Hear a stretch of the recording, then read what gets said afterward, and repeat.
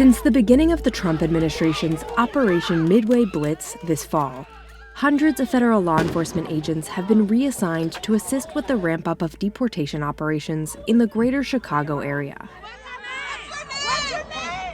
The Wall Street Journal analyzed videos and photos of these operations and identified high-risk maneuvers, use of force, and military-style tactics deployed by some elite unit officers against civilians. In late September, hundreds of agents closed in on a 5-story apartment building on Chicago's South Side.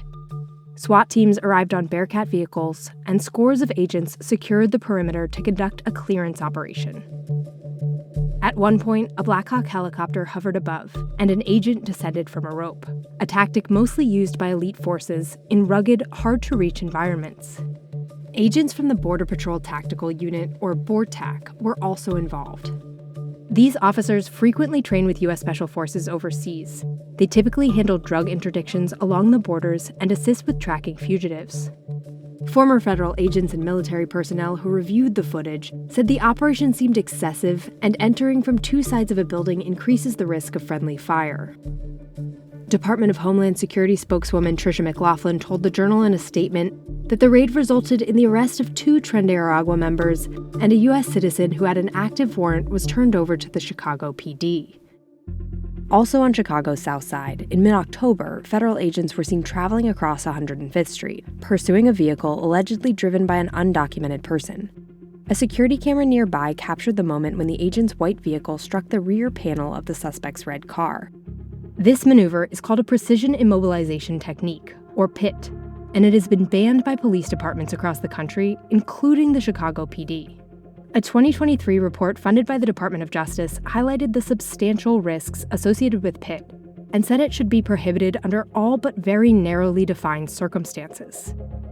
A DHS spokeswoman said Border Patrol agents pursued the car after the driver rammed their vehicle.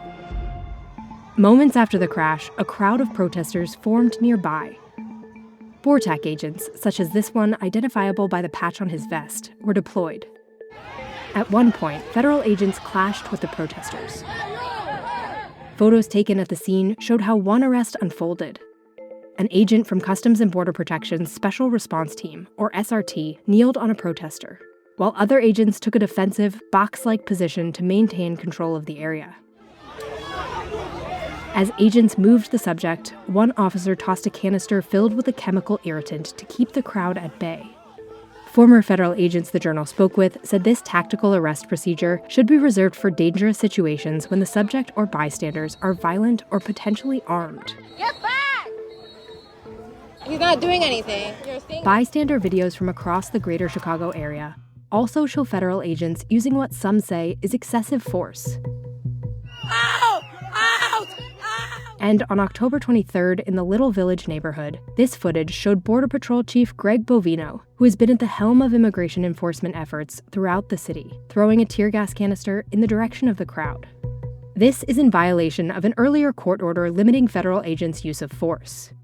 In response to criticism of the incident, the Department of Homeland Security said agents provided warning for the crowd to back up, and that chemical munitions were used in full accordance with CBP policy.